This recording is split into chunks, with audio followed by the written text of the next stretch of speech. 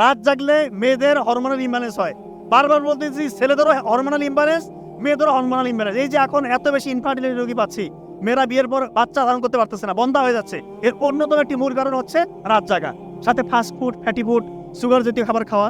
অনেকে একটু অলস জীবনযাপন করে, এটা করবেন না। এটা করলে দেখা যায় নিজেরই ক্ষতি হবে, আলটিমেটলি বিয়ের পরে অনেকের ইনফার্টিলিটি ডেভেলপ করতে পারে। এই জন্য রাত জাগাটা ছেলে মেয়ে সবার জন্যই খারাপ। আচ্ছা, যে কথায় এসেছি, উনি বলেছে অস্বাস্থ্যকর জীবনযাপন করা যাবে না। আলী রাজা ধরনের কথায় আছে, তার মানে আমাদেরকে স্বাস্থ্যসম্মত জীবনযাপন করতে হবে। এরপরে উনি যে কথা বলেছেন যে অলসতা হচ্ছে মানুষের জীবনের জন্য সব থেকে শত্রু, মানে বড় শত্রু হচ্ছে অলসতা। তো এটা আমরা সবাই জানি যে অলস মস্তিষ্ক শয়তানের কারখানা। ইউরোপের একজন সব থেকে ট্যালেন্টেড, ওই সময়ের বিস্ময় বলদ ছিল, মানে এত ট্যালেন্টেড, তাকে তুলনা করা হচ্ছে এই ছেলেটা ভবিষ্যতে আইনস্টাইন হবে। কিন্তু তার মধ্যে একটা সমস্যা ছিল, সে প্রোক্রাস্টিনেশনে ভুগত। অর্থাৎ আজকের কাজ, দিনের কাজ দিনে করতো না। সে বলতো আজকের কাজটা আমি কালকে করবো, পরশু দিন করবো, ফেলায় রাখতো, অলস জীবনযাপন করতো।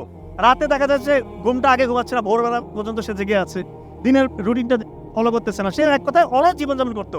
আলটিমেটলি এই ছেলে আইনস্টাইনের দূরের কথা, একটা ছোট চাকরিও জোগাড় করতে পারে নাই। ওই ছেলের নাম হচ্ছে ওয়াল্টার ওয়ার্নার। ইউরোপে এখনো ওই ছেলেটাকে স্মরণ করে, কিন্তু খারাপভাবে স্মরণ করে, ইলেন আকারে।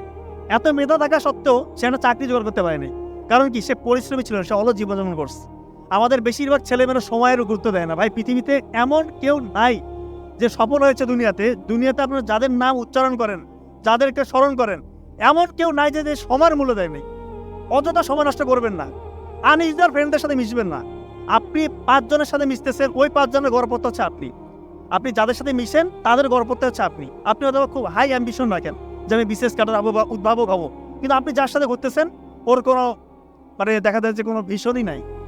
সে সারাদিন জুয়া খেলতেছে মোবাইলের মধ্যে, বা মানে আনইউজুয়াল অ্যাক্টিভিটিস করতেছে। তার মধ্যে দেখবে যে সে সবসময় শুধু নেগেটিভ কথা বলে, হ্যাঁ আমাদের দ্বারা কি চাকরি হয় নাকি, মানে নেগেটিভ কথা বলে, নেগেটিভ চিন্তা করে, আনইউজুয়াল অ্যাক্টিভিটিসের মধ্যে জড়িয়ে আছে। এরকম ফ্রেন্ড সার্কেলকে ডিলিট করেন নিজের ভালোর জন্য। সত্যিকার অর্থে ভালো ভালো বন্ধুদের সাথে মিশেন, আপনার জীবন বদলে যাবে।